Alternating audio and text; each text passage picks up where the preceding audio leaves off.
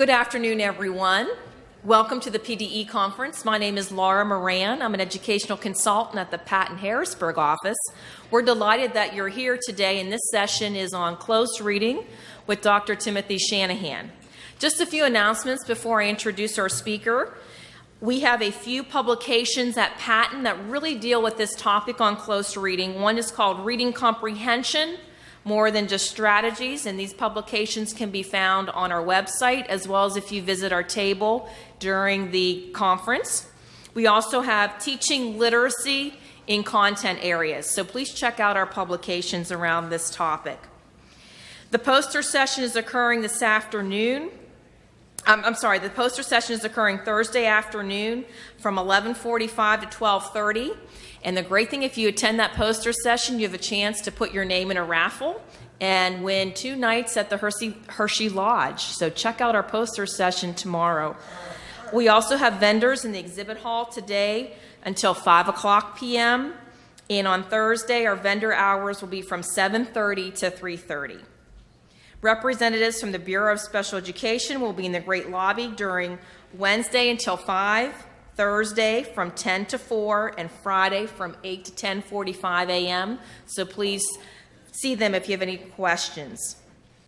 This particular session is going to be videotaped.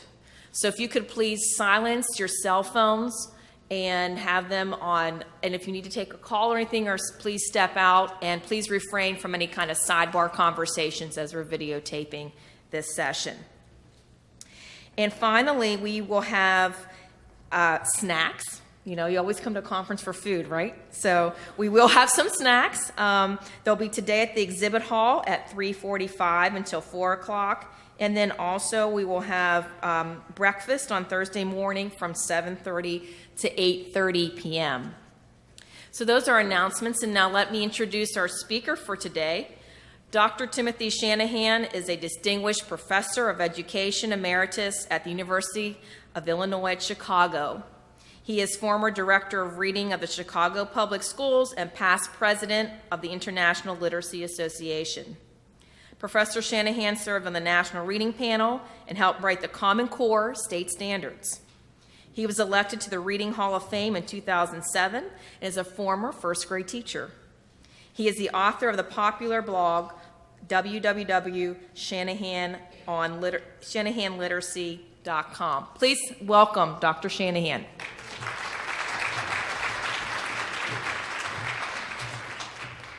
Good afternoon. I'm going to start with apologies to our videographer because I'm going to move around a bit, so you're going to work hard, young man.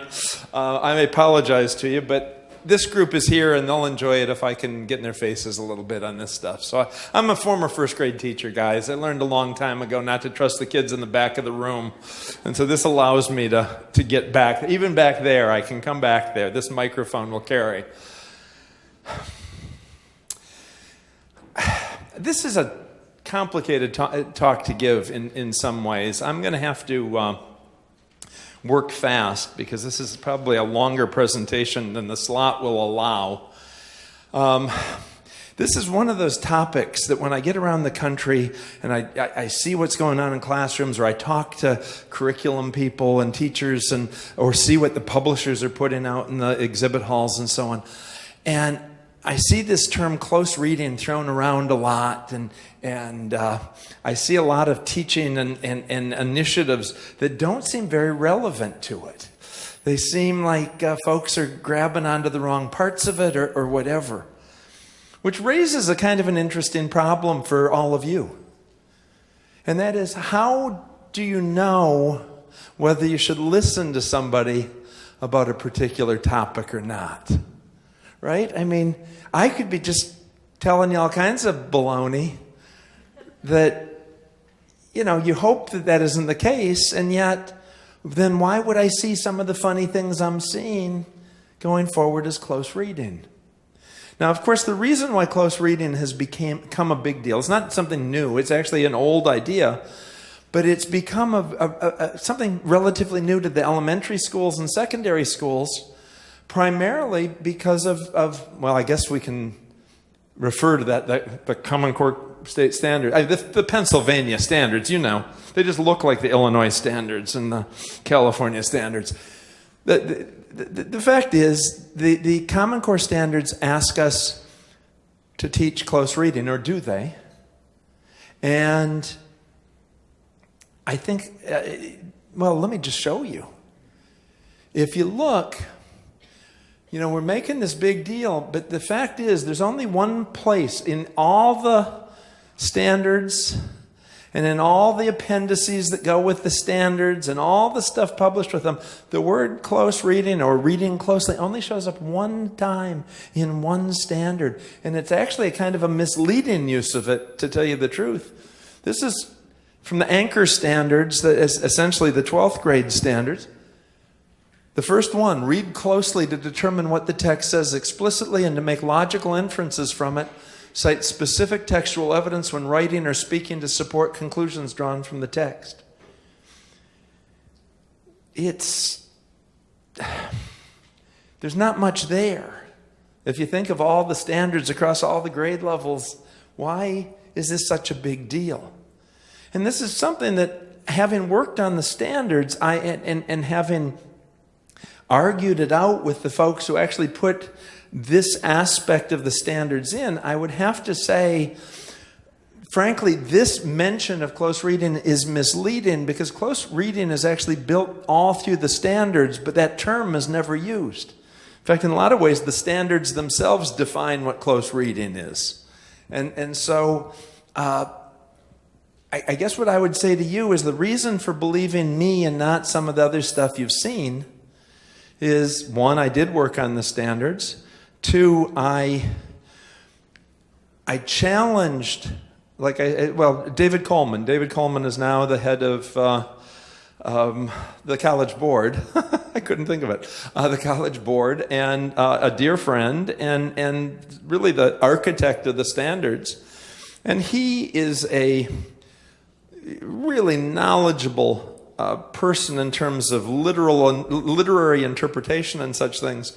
And he really built this into the standards, and he and I got into a bit of a public argument over it, and came to some really good agreements on it. I think I have a pretty good handle. Certainly one thing I would stress with you is close reading is not a teaching technique. It is not a method. This isn't like This isn't like a DRTA or a KWL or something like that. This is actually something that we want our kids to be able to do. We want our kids to be able to engage in close reading. Every field of study, if you talk to mathematicians or scientists or historians or any other group, they all have some version of close reading in their field. They differ a bit, but they all have some concept of close reading. The only field where it's actually a term of art is literature. And it comes out of literature studies of almost 100 years ago. So it's not something that's, like I say, it's not new. It was back in the 1920s and 30s. This was a very big thing at American universities, this notion of reading closely. Synonyms, let's see, I'll get to that in a moment. Where does this idea come from? It comes, maybe the first big deal around it is the Protestant Reformation. Well, at least one bit of the Protestant Reformation. Really 500 years ago, or 501 years ago, whatever it is. The aspect that I'm talking about is Martin Luther's argument with the church of the time, arguing over who could read the Bible. Now, this sounds really far afield, but in fact, it's actually very, very pertinent to what we're getting into here. The church's position at the time was the Bible is complex. The Bible is challenging. There's no way you can just read that without having certain prior knowledge, or you'll come to the wrong interpretations. And therefore, the only people who can safely read the Bible are priests. And they enforced this in various ways. Like, for example, you were only allowed to print Bibles at the time in Latin. Why? Well, because the priests knew Latin and the people didn't. And therefore, the people couldn't. And in fact, if you were a printer and you did something crazy, like printed a Bible in a vernacular language like English or German, you could be executed. I mean, it was that serious an offense. So the notion was the only people who could read the Bible were the priests. Luther and his groups, the groups like them that were making their argument, argued, no, anybody can read the Bible as long as they read it in the right way. They have to read it, if you know how to approach it, you'll be fine. And anybody can do that, and everybody's interpretation is going to be fine, and so on. Well, jump forward now, not quite to our time, but to the 1920s and 30s, so almost 100 years ago. And what you're going to see is that same argument was going on in English departments at universities, not just in the United States, but really across the English-speaking world. Because if you took a course in literature at a university or a high school at the time, what it mainly meant was learning the interpretations of the professor or the teacher. And so, for example, if you took a poetry class, the one thing you wouldn't read in that class would be poetry. The professor would have read poetry, and the reason they'd read poetry is so they could interpret it for you, because they knew the rules and they knew how to do it. And not just the rules, they knew things like they had studied the lives of the poets. And so they would know if you're going to read Edgar Allan Poe's Lorelei Lee, it really helps you to understand that Poe was writing about his wife, and she was sick at the time, and he loved her very much, and on and on and on. And typical high school senior or college freshman goes, Edgar Allan Poe? I don't know who any of these people are. And so the notion was you had to have a lot of specialized knowledge to read this stuff. You shouldn't read it unless you had that knowledge. Well, there were different responses to that, but one of the responses was from a group referred to as the New Critics. And in fact, their approach was referred to as the New Criticism, and in fact, it still is. Even though it's 100 years old, it's still New Criticism. But these guys had a completely different take, and a whole bunch of them. I.A. Richards and Clent Brooks and Robert Penn Warren and John Crow Ransom and so on, others. They all had a kind of like Martin Luther, a Protestant kind of approach to literature, and that was they believed the meaning was in the text. That when a person wrote a poem, they were putting all the important stuff in the poem. You didn't need to go read their biography or look at where they lived or know what they wrote before. You just had to know that text. And the only way to get the information out of that text, of course, was by reading it and rereading it closely. And we'll unpack what that means. But this all sounds so straightforward. Oh, the meaning's in the text. That isn't the way we've been teaching reading for the last generation. We've been arguing for a generation that reading is in the interaction between the reader and a text. It isn't something the author put in there. It's something that the reader creates by interacting with the text. I mean, that's what so much of our theory and so much of our methodology is based on. These guys were not interested in the teaching of reading, not like we mean, teaching kids to read, making them, basically literate. They meant teaching kids to read literature at a fairly high level. I get a lot of weird ideas about close reading from some of the synonyms that get used.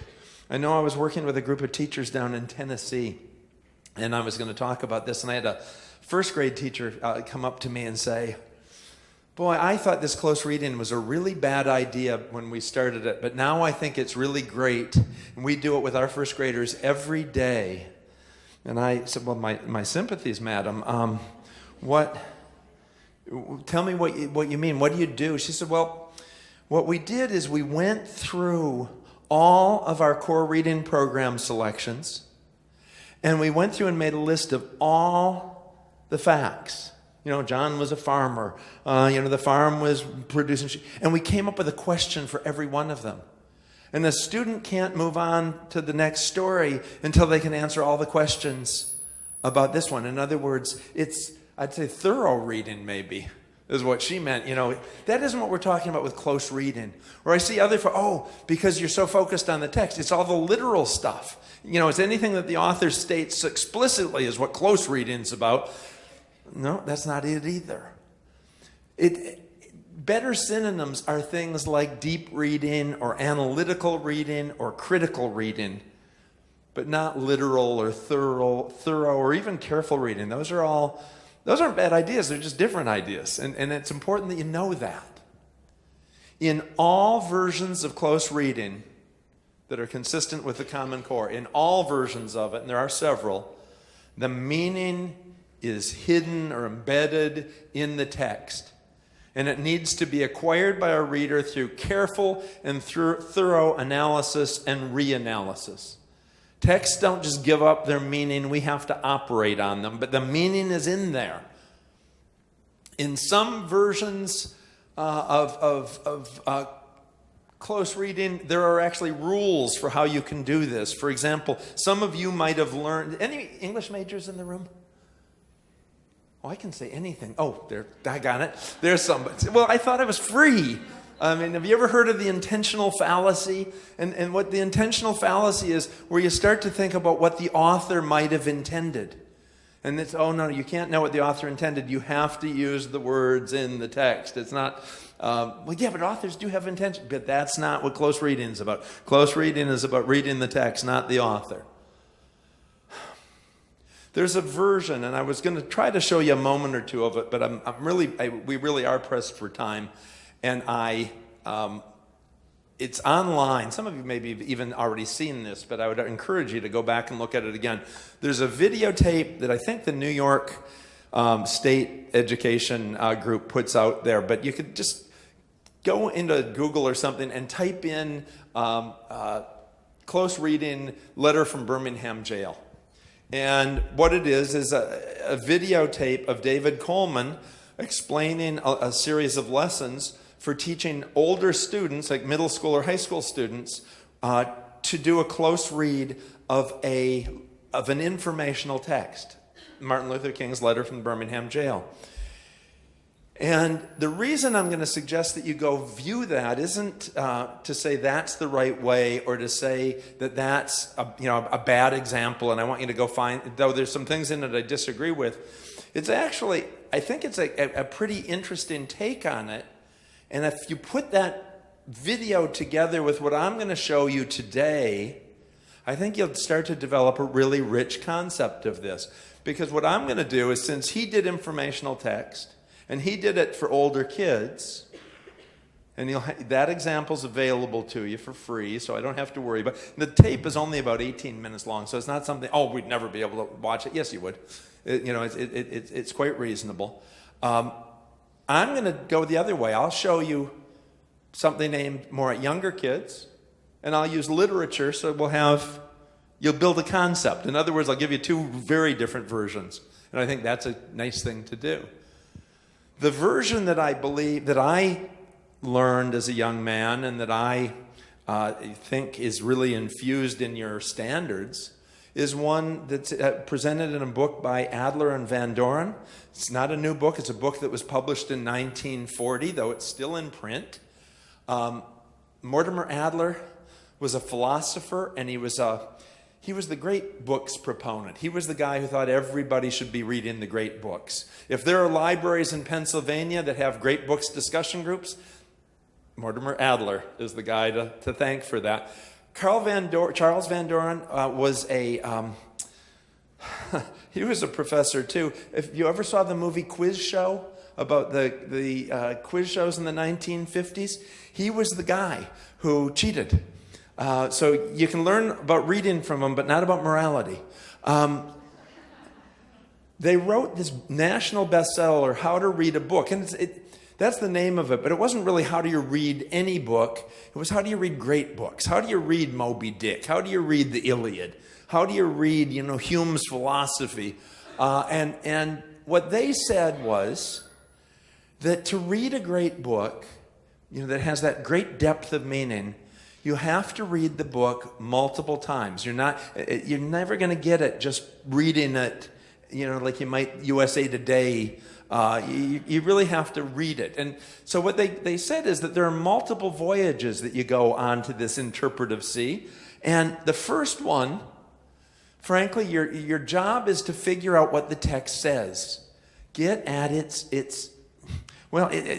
it's a story, who were the characters? What was the plot, right? Can you retell the story? What if you're reading an editorial in a newspaper? What was the position of the newspaper? What evidence did they have, supporting or the logic did they have behind their argument? You're reading a science chapter. Gee, it explained this theory, and there were 3 parts to the theory. What were the 3 parts, and how did they fit? Right? Can you do a retelling that we would all say, yeah, she understood chapter 1 or whatever? But that's only a first reading, getting what it says. So if it was Moby Dick that we read, gee, it's about this guy, this captain, and he's fixated on this whale, and the book is all about this crew having to go out and try to hunt this whale, and things don't go well for them. And gee, he must have read it. But now you got to go back. And we're going to read it. And that rereading of it might mean that we go and literally reread the whole thing, just like we did the first time. But it might mean we go back into particular parts and just reread particular things. And those things we're going to look at, we're going to look for things that allow us to determine how the text works. How did the author craft this thing, this text? It might mean, if we're reading Moby Dick, gee, I noticed that all the characters have biblical names, especially from the Old Testament. I wonder if that means anything. Could I figure that out? Is there something about those characters that names that are telling me something I should know? Or, boy, this is really a weird book. He starts out telling me this story about this guy who's trying to get on a ship, and, so he can go out and hunt whales. And then the next chapter is like a sermon. And then we're back to the story. And then the 4th chapter is like sperm oil prices in the 1830s or something. What in the heck is going on here? It's this, this literary informational text thing that he's got going back. Why is he doing that? What effect does that have? How does that help him communicate his meaning? What's the point of it? And then a third read, or perhaps a fourth, because, this counting, I don't think we're meant to take it too literally, is to evaluate the quality and the value of the text. Is this any good? Is it convincing? Does he do a good job of this? What's puzzling about it? Does the logic make sense? Maybe the thing to do is just give you an example quickly. When this went into the standards, I immediately went, I'm going to get calls on this. I should brush up on my close reading skills. And so what I did is I took a book that I've read before. I'd read it when I was about 18, 19 years old. Read it on my own. It's a classic, but a book that I didn't enjoy very much. Considered a great, great book, The Great Gatsby. Some of you have read that. I thought, I'm going to give it a close read. I'll try it again. And I'm going to literally, even though I say I don't think Adler and Van Doren meant to use those steps quite as literally and, one after the other like I'm laying out. That is how they describe it, but I don't think I think you go back and forth with these things a bit, but okay. I'm going to do it literally. I'm going to follow it. I'm going to read a chapter and to find out what the story is and make sure I can retell it. And then I'm going to read it again to see how it worked and what was going on in there, and what the author was doing, how they crafted this, and then I'll critically respond, and then I'll move on to the chapter 2, and I'll keep doing that. So I read chapter 1. And you might remember this is a story about a man from the Midwest who goes to visit some friends. It's a cousin and her husband, distant relations, but they're wealthy, and he's fascinated with wealth. He's really kind of taken with this, so he goes to visit, and he goes to their house, and it's a huge house, and it's a very fashionable drawing room. And he goes in and he meets his cousin and her husband and some other friends of theirs, and they introduce all those characters. And I got to admit, I didn't like it much more than I did the first time I read it. It was kind of slow, but I could retell it, and I could tell you who all the characters were. So I clearly had done step one. Now, because I didn't have the time to go through and just reread the whole thing, I went through as I was reading, and I marked it up a little bit. Sadly, a lot of the instruction that goes on as close reading is about how to mark up texts, which is so incidental to close reading, it's laughable. But essentially, when I say I marked it up, there were some things that I noticed that I thought were kind of important in terms of that second voyage I was going to take, about trying to look at what the author had done, how he'd crafted it. I marked those so I could go back and find them quickly. And when I mean mark, I checked something in the margin, or I underlined something. I wasn't making little notes on it or whatever. I didn't have 17 different codes like some of the systems that they're recommending to you. You don't really need 17, but you do. It's essentially drop in breadcrumbs along the way so you can get back easily. That was it. And I had noticed as I was reading it that there were some things that struck me as peculiar. As I say, a lot of the book is about greed. It's about this desire for wealth. But what was odd is it wrapped up in all this envy for wealth, there was a lot of stuff about the environment, the natural environment. And I don't know about you guys, but when I think of big money, I don't think of birds and trees, and that just isn't what pops into my head. So I marked those spots because I wanted to go back and look again and reread them and see if there was something in that. Because usually that's actually not a bad way to do close reading, is to look for those things that catch your eye, or that are a little odd, or that are just particularly fetching in some way. And so I went back. For example, the first time I noticed it was when Nick, the protagonist, the narrator, goes to this house, and the first thing he notices about the house, before any of the gold and the glitter and the size, he notices the lawn. It's the largest lawn he's ever seen. In fact, he says it looks like it grows right up into the house. I thought that's kind of strange. And then he goes in the house. And when he gets into that drawing room where all the fashionable people are, the windows are open. And in Fitzgerald's language, the wind was alive in the room. And so the curtains are swaying and swirling, and these two ladies are laying on a divan. Couldn't be a couch, has to be a divan. But that language is kind of reinforcing this. It's luxurious, it's expensive. And it looks like the divan, because the curtains are swirling, looks like the divan is floating like a balloon in the room. And so the wind is part of this whole thing, and the grass is part of this whole thing. And then, while they're all talking and saying all these stylish, fashionable things, there's a fella who comes into the room, a guy named Tom, who's married to Nick's cousin. He comes into the room. No one notices him, but he goes over to where the windows are, and he slams them. He closes them. And again, going back to Fitzgerald's language, and the wind died in the room. And my question for you is this: what is Tom's relationship with nature?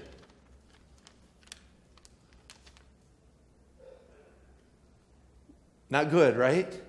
He shuts it out. He kills it.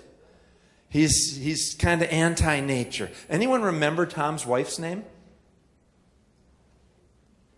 Daisy. Why not Hortense or Claudia? Why Daisy? I got to tell you, when I read the second chapter and found out Tom was fooling around, I wasn't surprised at all.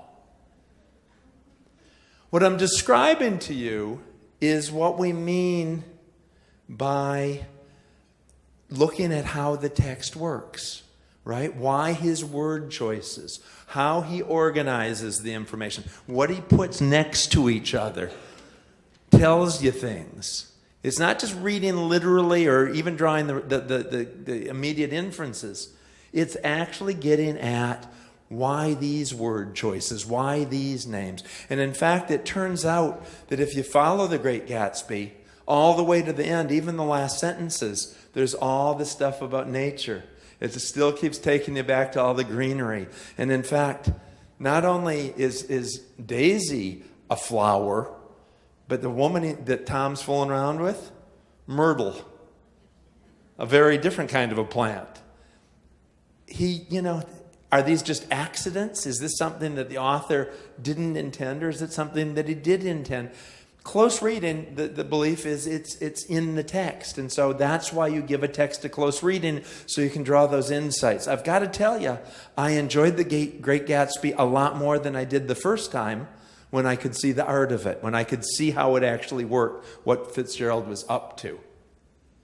Now, I'm scared to death of time. I've got a ton of stuff I want to say about close reading, and I want to give you a demonstration as well. I want to show you what a lesson might look like.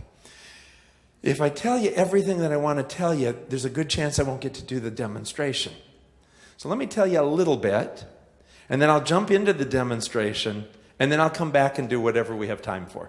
Is that, people cool with that? You get where I'm going? It's not quite as straightforward and one step after another like I might like it, but at least it'll guarantee that I get you the most pertinent information. That's the best I can do. The key to close reading is all the emphasis has to be on the text meaning. When we're looking at vocabulary, it's not just looking at what does that mean, but what did the author mean? Why did he choose that word or that name? Why did he put those things side by side? What that means is, if you think of it in terms of what they were worried about in the 1920s and 30s and 40s and 50s, when this became really the major way of reading in colleges, they were trying to kill off those professors who were essentially saying, listen, the only way you can understand this story is if you know what was going on in the 1920s. Or the only way you can understand this story is if you know the story of F. Scott Fitzgerald and his wife Zelda. These guys go, no. The way you're going to know The Great Gatsby is you're going to read The Great Gatsby. That's where you put your attention. It's a different thing. And it means that the teacher doesn't get to be the professor, doesn't get to be the priest. You don't get to do the interpretation. The readers do the interpretation. The teacher's major role is to guide your attention, to ask questions that make you think about certain things. Gee, did any of you notice that he keeps talking about nature, even though he's talking about how, all the money with this? Did that strike anybody odd? Let's go back and look at those sections. Or you might like this better. We can turn that on its head, and you might say, kids, when you were reading this, did anything stand out? Did you notice anything? What caught your eye as the most remarkable? We can go back and look at that. And, in other words, your interpretation doesn't have to drive it. Obviously, to do this takes a lot longer to read a text than if you just read it and answer a few questions about it and move on to the next text.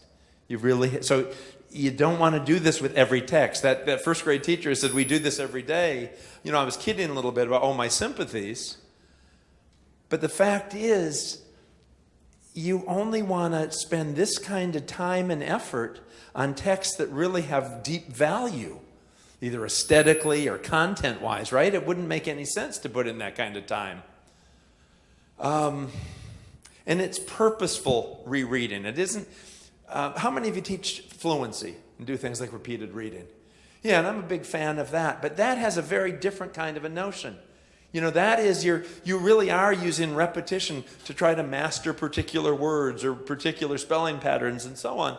In this case, the rereading is very much what I was just demonstrating to you, or giving you an example of.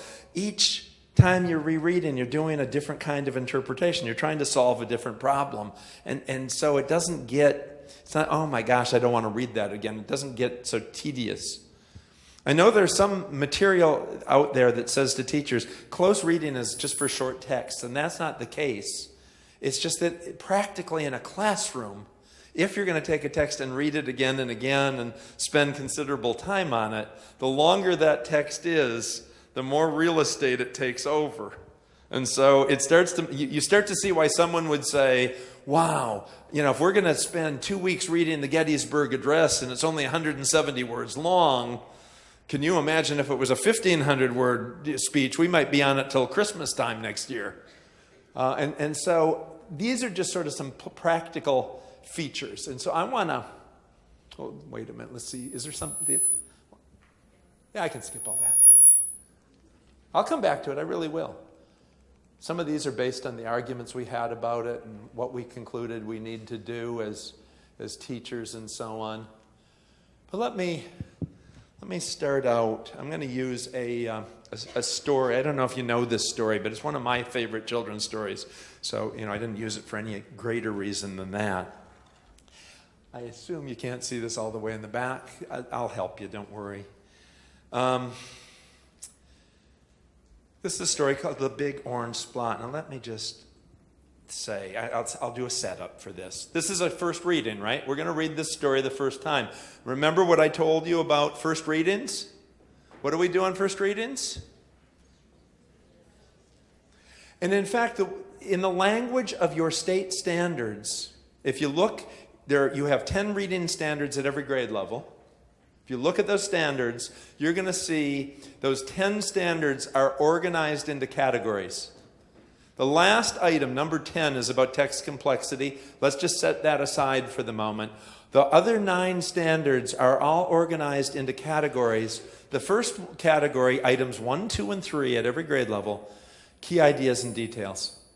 Do you get the key ideas and details of the text? We're going to read for key ideas and details. We're going to make sure we get, in this case, we're reading a story, we're going to get the plot of the story.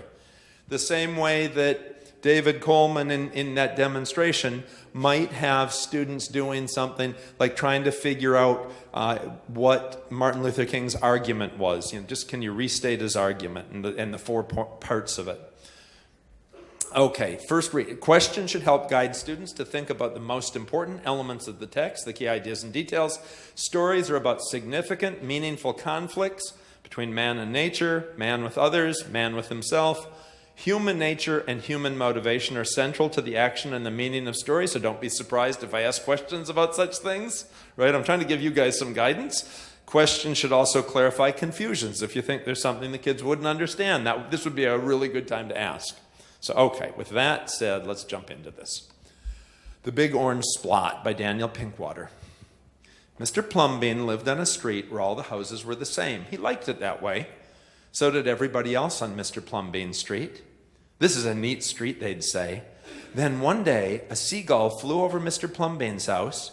He was carrying a can of bright orange paint, no one knows why, and he dropped the can, no one knows why, right over Mr. Plumbean's house.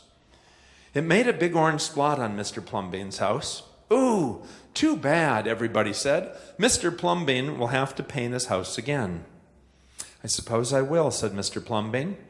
But he didn't paint his house right away. He looked at the big orange splot for a long time, and then he went about his business. And my question for you is, what's the street like at the beginning of the story?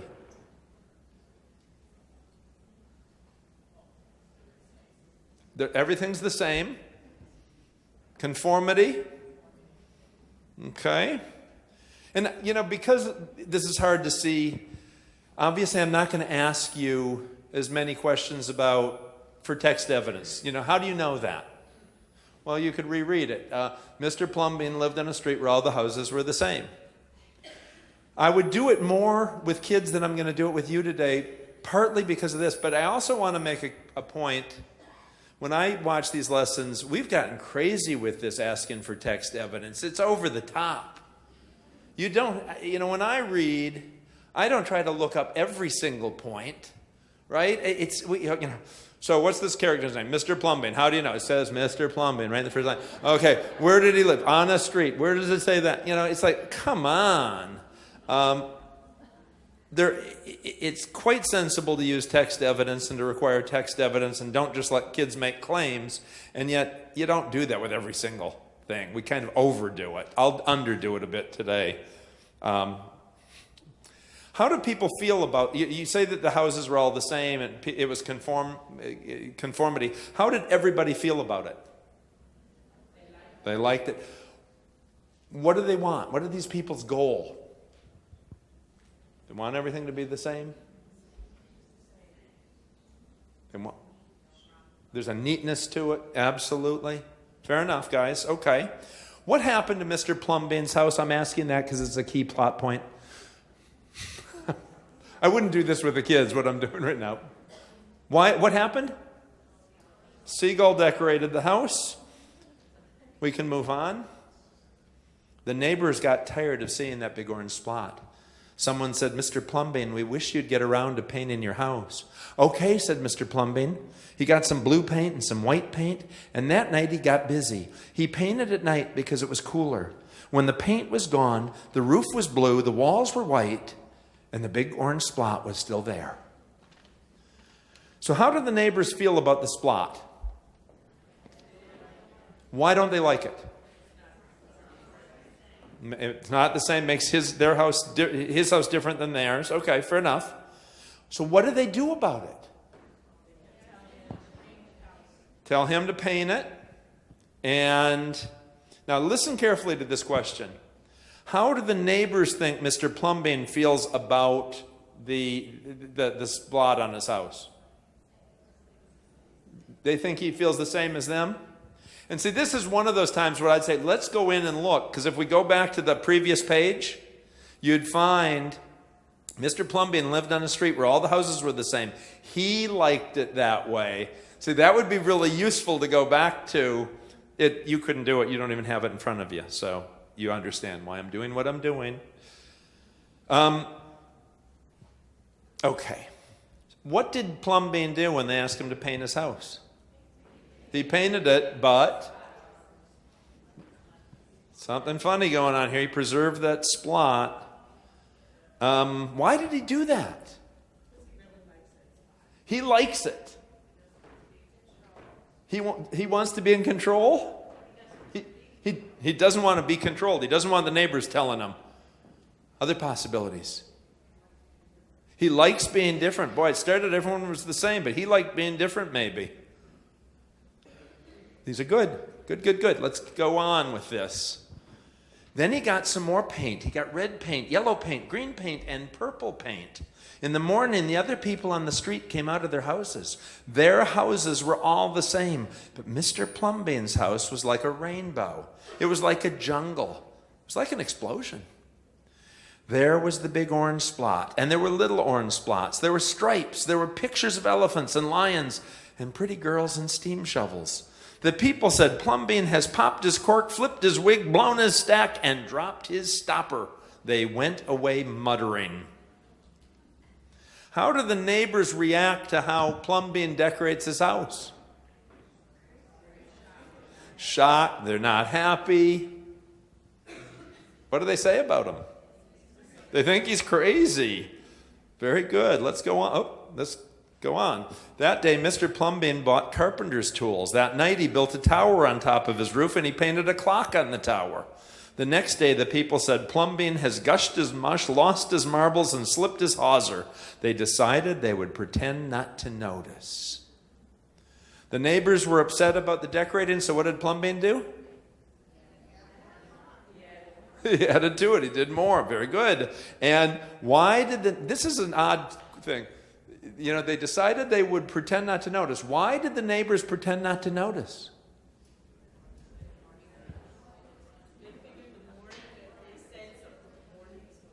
Okay, so they might be worried if I say something, he'll do even more of it. So, you know, that's not working for us. Other possibilities? Please. And because they are a group of conformists, so being part of the group is important to them. So if they sort of shun him, they think that might change his behavior. That could be very powerful. Some of the religious groups in Pennsylvania use that, right? I used to live out here, guys. Near here, so I know some of that. Any other reasons? This might be the teacher one, right? They tell you, if the kid's lighting a fire in the back of the classroom, ignore it so that you don't encourage them to do more. Well, never mind. That doesn't work. That very night, Mr. Plumbean got a truck full of green things. He planted palm trees, baobabs, thorn bushes, onions, and frangipani. In the morning, he bought a hammock and an alligator. When the other people came out of their houses, they saw Mr. Plumbean swinging in a hammock between two palm trees. They saw an alligator lying in the grass. Mr. Plumbean was drinking lemonade. Plumbean has gone too far. This used to be a neat street. Plumbean, what have you done to your house? The people shouted. My house is me, and I am it. My house is where I like to be, and it looks like all my dreams, Mr. Plumbean said. When the neighbors ask Plumbean what he's done, what's his response? What does he tell them? The house represents me, right? This is my self-expression. Okay. Let's go on. The people went away. They asked the man who lived next door to Mr. Plumbean to go and have a talk with him. Tell him that we all liked it here before he changed his house. Tell him that his house has to be the same as ours so we can have a neat street. The man went to see Mr. Plumbean that evening. They sat under the palm trees drinking lemonade and talking all night long. Early the next morning, the man went out to get lumber and rope and nails and paint. When the people came out of their houses, they saw a red and yellow ship next door to the house of Mr. Plumbean. Why was the man there? He's going to convince Plumbean to change it. What actually happens? Okay. And why does the man decorate his house like he does? And now he's expressing himself. It represents him. Good enough. Okay, let's keep going.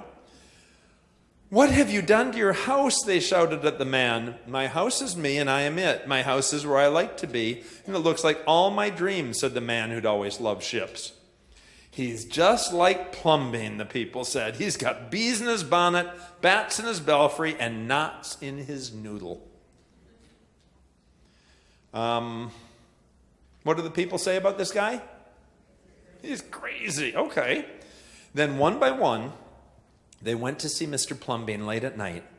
They'd sit under the palm trees and drink lemonade and talk about their dreams. And whenever anybody visited Mr. Plumbean's house the very next day, that person would set about changing his own house to fit his dreams. Whenever a stranger came to the street of Mr. Plumbean and his neighbors, the stranger would say, "This is not a neat street." Then all the people would say, "Our street is us, and we are it. Our street is where we like to be, and it looks like all our dreams." What happened after that man decorated his house like a ship? One by one, right? They all come over. They all talk to Plumbean, and what do they do the next day? Change their houses. What's the street like at the end of the story? Every house is unique. What changed it? Mr. Plumbean? Some people might say the bird, but Mr. Plumbean did. What's the theme of our story? What's the point? Why would somebody tell you this story? What do they want you to think? Be yourself? Say it again. Follow your dream. Yeah. Be an individual, right? Beautiful story. Beautiful story. My questions focused on key events and motivations. I asked about plot details. I asked about why characters were doing particular things. I focused on the story itself. I thought my questions were good, but I'd also argue in some sense they were superficial, right? If you'd read it and just understood the story immediately, they're probably not helping you think very much. And yet, a lot of our kids, of course, might read a story like that and not code all the important information, so it's not a bad thing that I did. The discussion led by these questions should lead to a good understanding of what the text said, and this discussion should be coherent. I took you through it a bit at a time. If I'd had you read the whole story, I still would have asked you those questions in the same order. I would have taken you through the story in a coherent manner to try to build a memory for this for the boys and girls. And a good follow-up to this, okay, that was our lesson. Now I want you guys to do some seat work. I might ask you to do retelling, see if you can tell your partner the story again. I might have you write a summary of the story. Maybe we could do a story map, where you could, where does this story take place, and who's the main character, and what's his problem, and all that kind of stuff. We could do all that. But what we're going to do now, that was a first read. We're going to read the story again. We're going to give it a second reading. And again, even though I told you that it doesn't have to be quite as literally 3 voyages as we're doing, I think for the purposes of demonstration, it's smart to do it that way. It's easier to follow. This time, we're going to pay attention to the fact that stories are written by people to teach lessons or to reveal insights about the human condition in aesthetically pleasing and powerful ways. Questions here should help guide students to think about how the text works and what the author was up to. And in fact, if you go and look at your standards, items 4, 5, and 6 at every grade level focused on craft and structure. They guide you to ask questions about the author's perspective. They guide you to ask questions about the vocabulary, not just what it means, but why those words and not some other. What about tone and issues like that? They ask about structure, but they're asking about structure in terms of trying to make an interpretation of this overall text. So if you're looking for examples or things to ask about, go read items 4, 5, and 6 at the various grade levels. Awareness of author choices are critical to coming to terms with craft and structure, and so obviously my questions are going to focus on such things. I told you before, we don't have to read the whole story again. We could, but in this case, I'm just going to take you back to things that I noticed. So for example, I'm going to take you back to this very first part.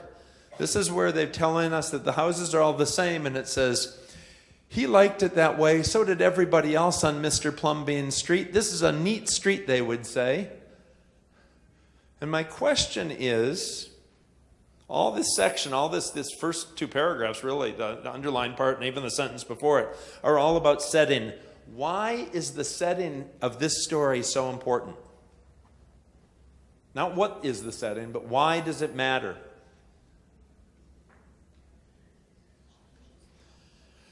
This story, the setting is going to change, isn't it? It starts out one way and it's going to change to something else before the end of the story, at the end of the story. Does that mean anything? Is that important? That's an important issue. And so asking about that, and I agree with you, settings are not always important. Sometimes settings are just where the story took place. It really doesn't matter. You could move this story across the world or across history and it would be exactly the same story. It doesn't matter. Oh, look, this is about how this group treated this group badly. Yeah, and you could tell that about another group, the same story. It works beautifully.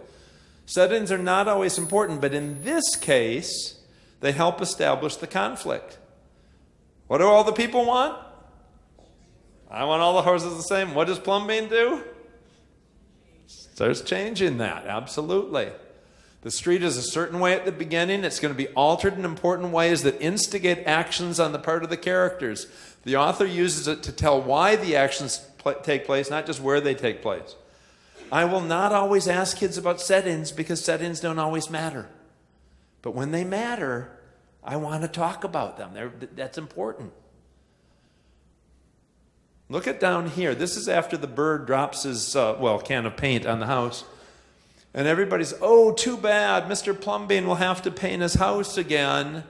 And Plumbean responds, and I don't want to read this one aloud if I can get away with it.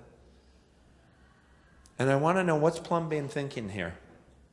Has he decided he wants to upset all of his neighbors and change the neighborhood, or is he wondering? You say wondering? How do you know that? He says, I suppose. What does suppose mean?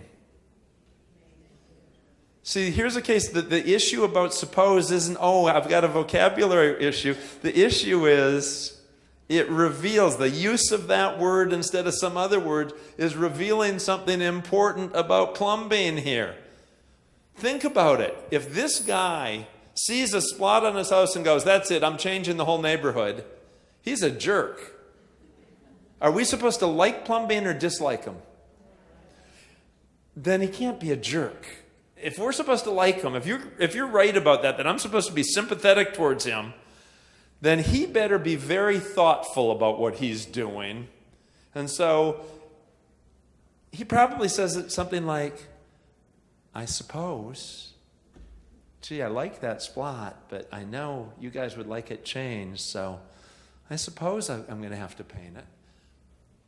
Conflict starts here, but the author doesn't beat you over the head with it. Plumbeen has decided something or is about to, and I agree with you. He has not decided. It would be too quick, and he's telling that suppose means something. I didn't notice it the first time when we read it. Boy, it's kind of an important word. I'm glad you put your finger on it.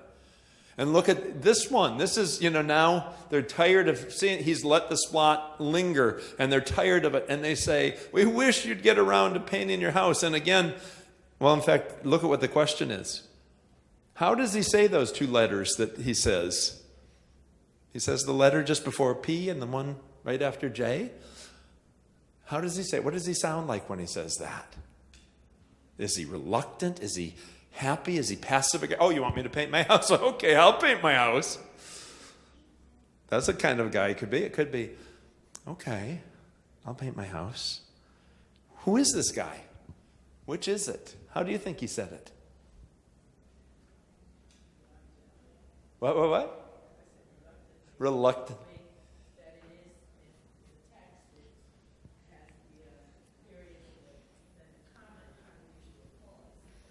It's one of the reasons why I don't like having to read the text to you, because I have to be so careful not to put my own interpretation into it.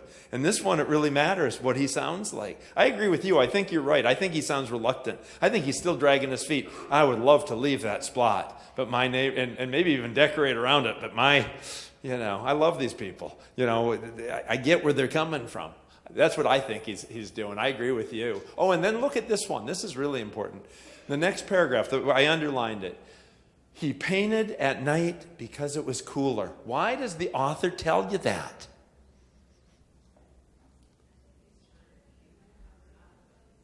Well, but that's not what it says. Why does the author... See, that's why we do this. That's part of the point of close reading. When you go back and actually look at the words, you've got to pay attention to that. You say, man, I think he just did it to hide it. I don't want people to see what I'm doing, and they might try to stop me, or they might get mad at me. But it doesn't say that. What it says is he painted at night because it was cooler. Why does the author tell you that?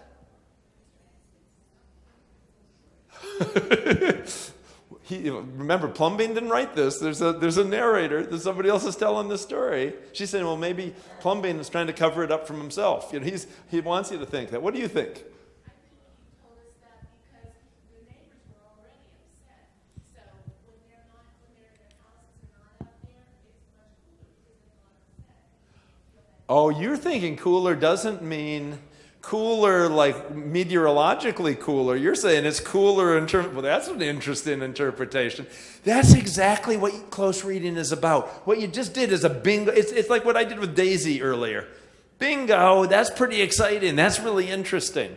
So we've got two interpretations. One is this guy knows people are going to be upset, and he wants to get it done and doesn't want a bunch of hassle. And another possibility is that it's literally, and it is weather, and what the author is saying is, this guy isn't sneaking it, guys. The reason he's painting at night when no one can stop him isn't because of that. It's because it's cooler. It gets really hot in this part of the country in July, and so he has to, he's not a sneaky guy. Very interesting. Where do I go here? Oh, look at this one. Right at the end of the final paragraph. In the morning, the other people on the street come out of the houses. This is when they first see the decoration. Their houses were all the same, but Mr. Plumbeen's house was like a rainbow. It was like a jungle. It was like an explosion. And the question is, why does the author compare the house, Plumbeen's house, to a rainbow, to a jungle, to an explosion?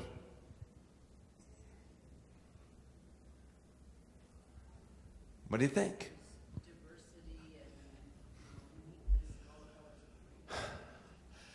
Okay, so there's uniqueness, and so that rainbow has all those different colors. So we see all those bright colors. Are rainbows good or bad? That's a nice thing. Okay, so they see all the colors, and then what do they see? Jungle. What do you think about a jungle? Lots of layers, wild, out of control. I can see why someone might want a rainbow in their neighborhood, but maybe not a jungle. Okay. What? And the third one, an explosion. Yikes. So what's going on here? What are these people feeling?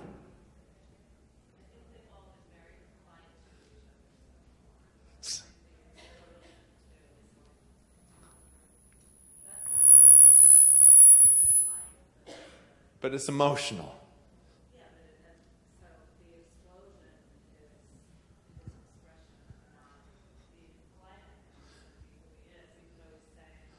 Well, but this is their look. Remember, this is how the neighbors are seeing it, not how Plumbin's seeing it. This is how the neighbors are looking at it. So they're feeling that anger. So it starts out kind of, oh, it's so colorful. Oh, gosh, it's wild. It's an explosion. I'm really mad. Something like that. That's how I read it too. Does anyone have a different reading on it? Please. I kind of could think that it would be the different neighbors seeing it in a different way. Like one neighbor might think it's a rainbow, another thinks it's a jungle, and one is just so mad they think it's an explosion. I love you.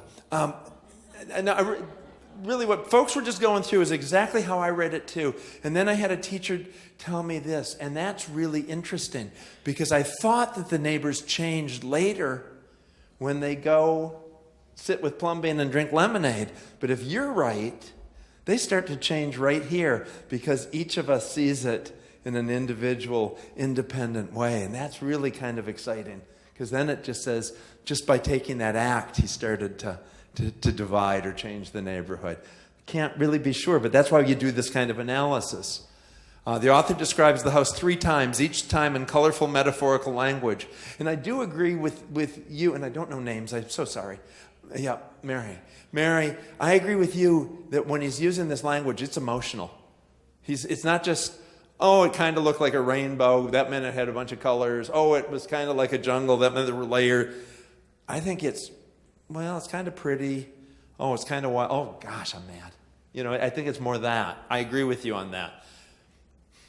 I mean, we can read it and reread it and try to sort out these arguments, but that's sort of what we do. But then look at this, and here's kind of why I think what I just said to you. The people said, Plumbin has popped his cork, flipped his wig, blown his stack, and dropped his stopper. And what I'm asking is, what do you notice here? What are they doing here in this case? What's the author done? What is he describing?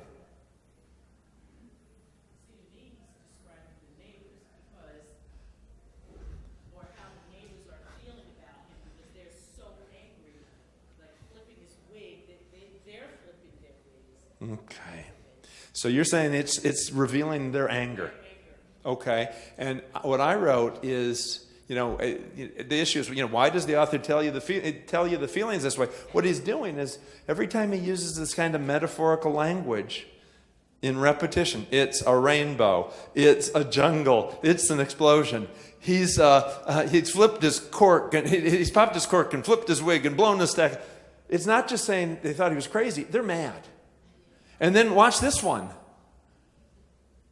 The next day, the people said, Plumbin has gushed his mush, lost his marbles, and slipped his hawser. And I would tell you that even the slowest 7 or 8-year-old that's reading this story is going to say, hey, wait a minute, he's doing that again. That's another thing you watch for when you do close reading, is when an author does something repeatedly, it usually means something. And so this metaphorical description of things from the neighbor's point of view is telling you about their emotions, not just about what they thought. That's important.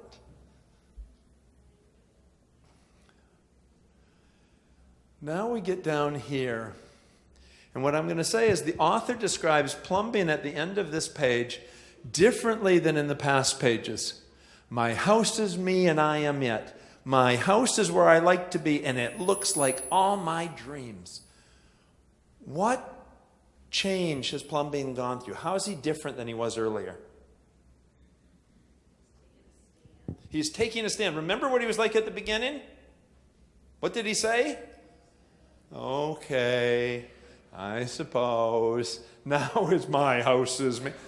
He's went from being a guy who didn't have very strong feelings to, wow, he's taking a stand. He's got a philosophy. He's got a point of view. And now look at this. Well, I'm going to not worry about that. I want to get here. There we are. This is when the first guy who, he's been sent over to convince Plumbeen, and he ends up decorating his house like a ship because he likes ships. And they come out the next day, and they ask him, why did you do this to your house? And he says, my house is me and I am it. My house is where I like to be, and it looks like all my dreams. What do you notice about how this man expresses himself?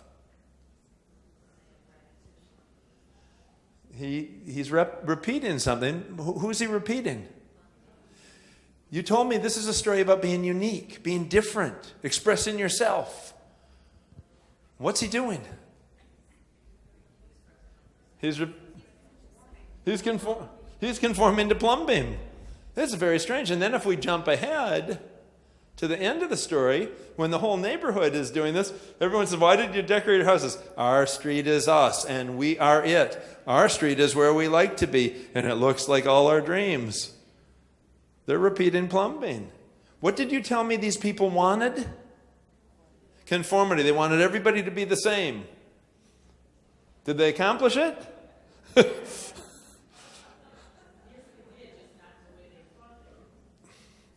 Which leads to a very different theme, it seems to me. Because now the meaning can't be express yourself and be an individual.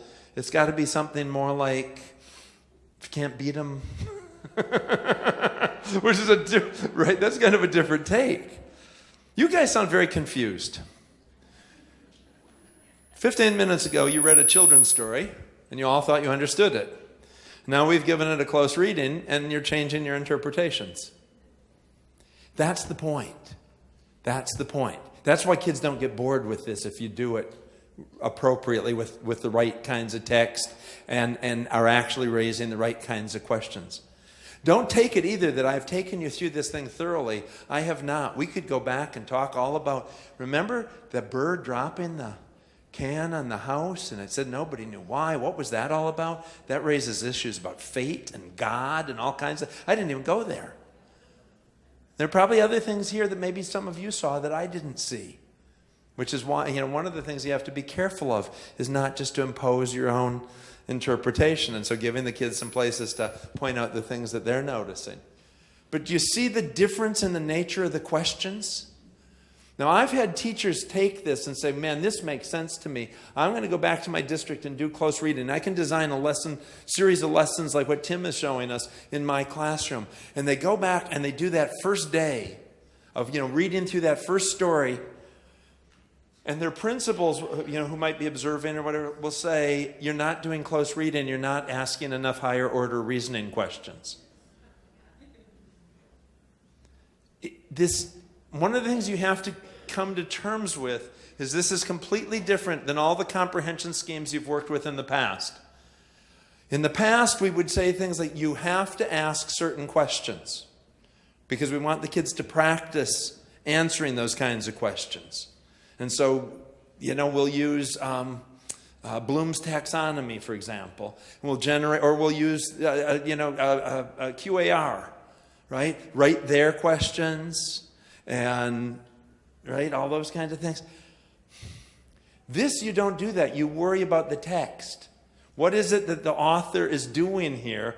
Let's focus on that, which means that, if the story initially is very explicit and you're just trying to find out if the kids understood it and can retell it and are seeing the key ideas and details, frankly, you're going to ask a lot of literal recall questions because the text was so explicit about all the important stuff. When you're asking about how the text works and why the author made certain choices and what the implications of certain word choices are and so on, like we were just doing, they're all higher order reasoning questions. Now, I don't think I ask you any lower level questions on that second go round. But not because I was trying to ask high-level questions. I was trying to get at what the author did here. It's one of the big things in close reading is you have to focus on the text, not on some skills practice. Right? I mean, you got to stay to the text. Why does the author have the people say this? Whole neighborhood is now caught up in plumbing mania. They're pursuing their individual versions of their dreams, expressing themselves identically to plumbing. They wanted conformity at the beginning. They end up with conformity at the end. They got there. The conclusion of this one, my questions had focused on why and how the author told his story.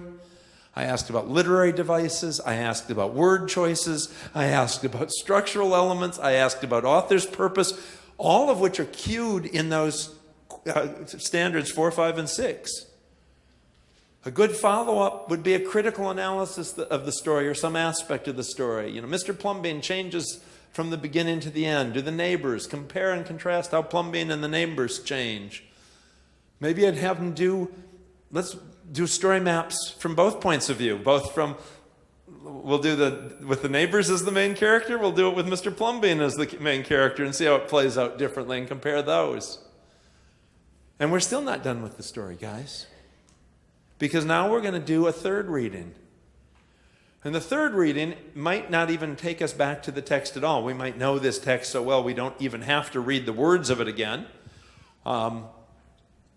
Here the question should help guide students to think about what this text means to them, how it connects to other texts and stories and films and so on.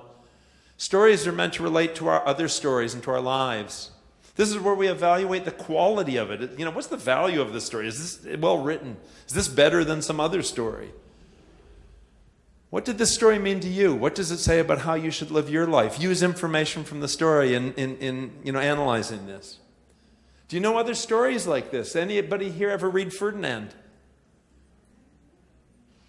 But it's the same, but it's different because you don't have the community pull of, I've got to sort of fit into the community with Ferdinand. So getting the kids to compare that, or maybe kids a little bit older, the Butter Battle book, or still older, it might be something like Jonathan Livingston Seagull. And so going through and following that. Which of these stories did you like best? Why? Use information from the text to explain your reasoning. What do you think about how the author used literary? I can be very specific. I can be very general. I can go at the overall meaning of the story. My point is, folks, that a close reading requires you really to accomplish multiple interpretive goals. What does the text say? That is, what are its key ideas and details? How does it work? What can I tell you about the craft and structure, the choices the author made? And the third one is really integration of knowledge and meaning. It's about critical response, and it's about really comparing it, connecting it with other cultural works. When I tell you that close reading isn't in a single standard, what I'm telling you is it's built into the entire DNA of the standards.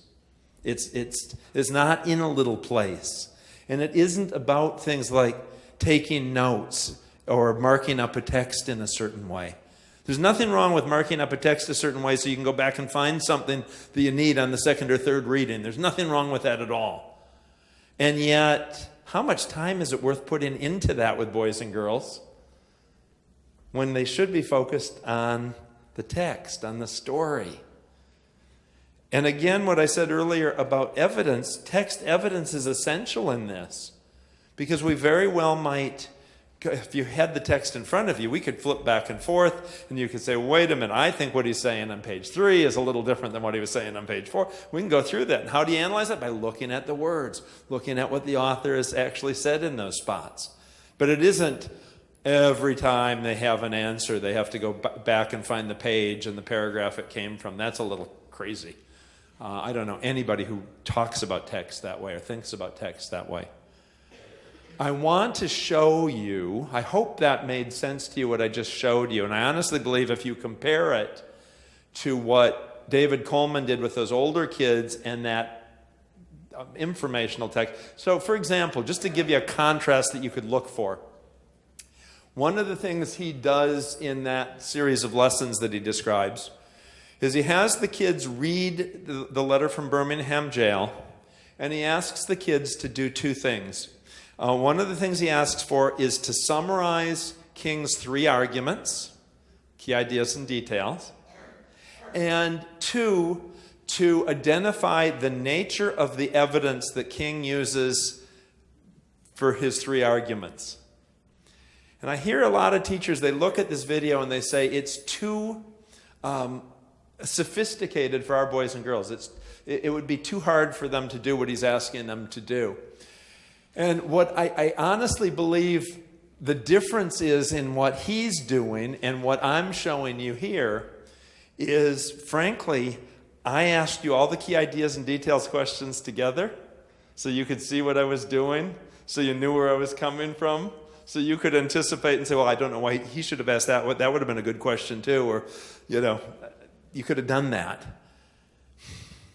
What he does is he's mixing all the different kinds of questions. What are King's 3 arguments? That's a key ideas and details issue. That's just in this case, retell the informational text, retell the argument. The second one is what's the nature of the evidence that he uses to bolster each argument? And what you have to do is one of them's a religious argument, and he uses, various kinds of Christian orthodoxy to support. Some of it's legalistic. That's a type 2. That's that second reading of it, and he's mixing it all together. Well, the fact is, by the time kids are doing close reading in 7th, 8th, 9th, 10th grade, they should be able to do that. You should be able to move among these, and it doesn't have to be quite as ordered as I started it out. But with little kids, the way I demonstrated might make sense. And if you know that, you're going to look at it and you're going to say, well, that wasn't as sophisticated as it looks. What he's asking those kids to do isn't as complicated as I thought it was. It just looks complicated because of the way he's mixed stuff. And that we don't want to get into. Now, what I'd like to talk to you a little bit about in the little bit of time I have left, I would like to talk to you about some of the design of the lesson in any kind of close reading. For example, I've mentioned this, but I think it's worth re-mentioning. Not all texts lend themselves to close reading. You would not give a close reading to everything. You could, but it's kind of an empty task. And so if you read the New York Times and you want to give a deep read to one of their pieces on foreign policy, go for it. You want to take USA Today, the newspaper that's written to be read in 15 minutes, the stories don't bear rereading. They're almost barely factual. And so you want rich text. You want text that has the kind of depth that we were just probing. You can see why I like that story, that Plumbean story, because it's really about the tension between community and individual. We always, express yourself. Yeah, but what about the rest of the people? What about the community? What if one of you decided the coolest thing right now would be sending off a bottle rocket in here? That might make you feel really good, but it probably wouldn't make your neighbors feel so good. And so that story gets at that. And it's not just what the author says, it's how he says it. I think it's a good choice. There are other stories that are just very literal. They're very straightforward, and they're not going to carry that kind of depth. They're not going to be worth spending that kind of time on. When this argument started between David Coleman and I, he had put out these standards that the states had put out these standards, and he was arguing that there shouldn't be any preparation before kids read a text. If they're going to do close reading, we should essentially say, here, kids, here's the text, read it, and then we're going to talk about it. No pre-reading at all. And I challenged that. I wrote something on my blog that said I thought that was dopey. And a couple days later, I got a phone call from David Coleman. And he said, we're concerned about what you had to say about this. And long story short, we ended up he took his team, and they're $14 million, and they argued, we were going to get on like an email argument over and they'd give their evidence and rationale why they thought you should read the way they were saying, and I would give my counter arguments. And we did that for a while until I eventually won the argument. And they went, this isn't something I'm making up, or this just isn't some ego thing on my part. Education Week, the newspaper, did a story about this. Why did Common Core change a lot of things they were saying, and they tracked it down to me. So that's how I know it was me. This was something that was written about by other people. Essentially, one of the things we did is, I said at the very beginning of the argument, let's get some definitions here. Let's get some agreement so we don't just fight over stuff and then get to the end and find out we're just talking about different things. If you're saying no pre-reading and no preparation, do you mean, for example, if you're teaching kids decoding, that you shouldn't, maybe there's a particular pattern that's going to come up in the story that you wanted to teach the kids, and you're saying, no, you can't do that? Well, no, nobody's saying that. Well, what about vocabulary? Can you pre-teach vocabulary? That's not a real concern. Yeah, you can pre-teach vocabulary. There might be some times, like with suppose, that you might want to not pre-teach it to get the kind of moment we had in here with that. But frankly, for the most part, nobody cares if you pre-teach vocabulary or make a dictionary available to kids so that if they don't know a word, they can get the meaning of it. I go a lot of places and they say, oh no, we're doing close reading. We're not allowed to pre-teach the vocabulary. Really? Where does that come from? It doesn't come out of anything in the Common Core. It doesn't come in anything ever written about close reading. That's just something somebody misinterpreted because of the notion of no front loading. But in fact, you can pre-teach vocabulary. But again, there are times when you might want to back off on it with a particular, and we saw it with both okay and I suppose in this one. If you pre-teach I suppose, you're kind of setting it up, aren't you? You might not want to do that one. What else? Well, one of the things that I've been doing for the federal government is we've been conducting a study for Title I in which we've observed in more than 1,000 classrooms nationwide, 4 half days of observation. And I can tell you that a lot of times when we introduce stories to kids, it goes on forever. It is endless, the preparation, the picture walks, the background knowledge, all the stuff we're going to tell kids about the story. I agree with David Coleman that we overdo that, but that doesn't mean we shouldn't do anything or can't do anything. There's a difference. Pre-reading can seem to be endless. We need to limit it. We do way too much. In fact, one rule I have is pre-reading should never be longer than the reading. Think about that. I'd love to tell you that everybody obeys this rule. They don't. We overdo it. We have a very rich body of research showing that if you stimulate kids' knowledge of something, if you get them, for example, to activate things that they're aware of, their comprehension goes up. No question. And that's across the grades, across ages. But when you look at the research, what that activation usually means is something like we told the kids the topic they were going to read about. Okay, boys and girls, we're going to read about monkeys. That's the preparation. That's enough to stimulate them to pull up that knowledge and to have it available.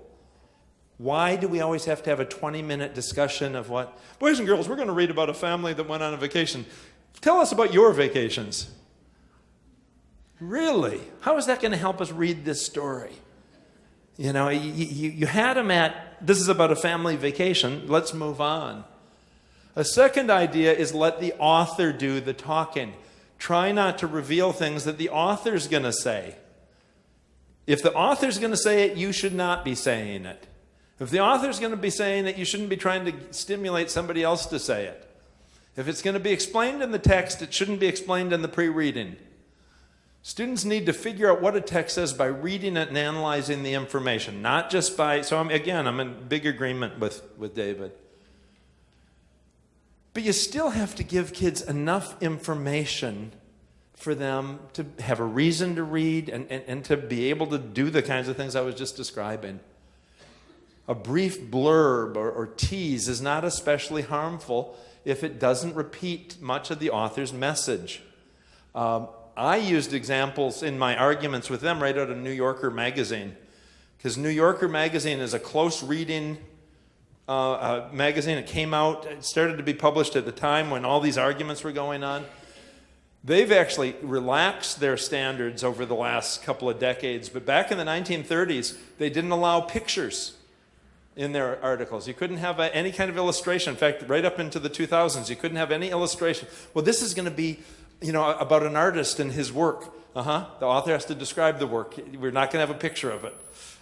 It's between the author, through his words, and the reader. Well, what else is going to be there? They wouldn't even allow the name of the author to be up at the, Mr. Plumbean, by Daniel Pinkwater. They wouldn't allow the author's name there. They'd put it at the end of the story. So you couldn't say, well, this will be like Daniel Pinkwater's other text. You'd actually read the story and figure out what it was like from the words. Now they have a picture. There's a blurb. There's a little piece from the publisher. But look at the title, Profile, You Belong With Me? The blurb, Taylor Swift's Teen Angst Empire. And the caption, Swift hooked a previously unrecognized audience, teenage girls who listen to country music. That was the entire lead-in. That's everything you get about this. Now you can read. There's enough there. You know what the topic is. If you have knowledge on this, you can pull it up. If you don't like this, you can gird your loins for taking on something you don't want to read. And they went, well, of course you can do that. That's okay. That would be very reasonable to tell somebody something like that. So the point is, this is really a nice little model. You can give kids a little bit of information about a text before starting, but a little bit, just enough so that they can do what they have to. Last thing, I want to talk about the questioning. And I would say, unlike Bloom's taxonomy or QAR, where you're trying to get kids to exercise certain cognitive activities, and with the idea that the more they exercise those cognitive aspects, that they're going to become better at them. Just get rid of all that. Just don't even think about that. Set those things aside. I would tell you that close reading focuses on the questions need to focus on three things. The first one, they have to be text dependent. That means to answer the question, you should have had to read the text. Right? That doesn't mean it has to be literal. Think of all those questions I was asking that you agreed weren't literal. The only way you could answer those is by reading the text. That's the point. That's one feature. And I'm not going to give you the example because I'm running out of time too fast. The second feature of these questions, if it's in here, and maybe it isn't, is the questions need to focus on the three interpretive goals. We have three interpretive goals here, remember? Identify the key ideas and details. Tell me the kinds of things that should go in a good summary. Tell me the kinds of things, like reading a story. I asked about the plot. I asked about the characters, right? The key ideas and details. 2, tell me how the text worked. Ask questions that focus attention on those issues of word choices and why they structured things the way they did. And the third one is that critical response, or that comparing the text with other things. Here's where you evaluate and judge and do that. Those are your three interpretive goals. The questions ought to help you to get to where you can accomplish those three goals. So that's the second one. First one's text dependency. If the questions aren't about the text, you're asking the wrong questions. 2, if they're not helping the kids to accomplish those three goals, you're asking the wrong questions. And the third one is the questions should be important. They should deal with issues that the author raises, that the text raises, not issues like, we're going to practice a particular kind of question. I would not ask for every story, I would not ask you to analyze setting, but I did with the Plumbean story because it set up the whole conflict between the neighbors and Plumbean, so it was important. The author had used setting to set off a conflict. I asked you about a character's name. What's Tom's wife's name in The Great Gatsby? Daisy. Why was that important? Because it had symbolic meaning. It wasn't just a name. I probably wouldn't ask that question about a lot of other stories because in other stories it's just a name. You want to stay to what's important and focus the kids' attention. You only have time for that. If you can stay to the interpretive goals, if you can stay to the text, and you can ask things that are important, I promise you will ask a very good mix of literal and inferential questions, but it'll differ for every article and story that and speech that you do this with. Close reading is a good thing, something we want our kids to do. The close reading I'm seeing in a lot of classrooms is trivial. It's kids learning 17 codes for marking up a text. It's kids trying to find which line the text information is so that they can tell you, and just doing that endlessly. What you did today, and just this with this, what I thought was a third grade story, but I've had second grade teachers tell me they've taught this lesson and they say it's wonderful with 7-year-olds. You guys got into that and were able to answer a lot of interpretive questions that forced you to think more deeply about this text. And that's the whole point of it, is getting kids, building a kind of independence and a kind of power where the kids are in control of the text. It's built into your standards, but it's not a single standard. Teaching close reading is not just a standard. It's, well, heck, it's the standards. Ladies and gentlemen, thank you so much for being here today. Thank you for what you do. Thank you so much. That was a great session. So the code for today is A as in analyze, L as in literature, M as in multiply, B as in bean, 34. A, L, M, B, 34. Thank you, everyone. Have a great session. So I know where I go next. Yes, I do.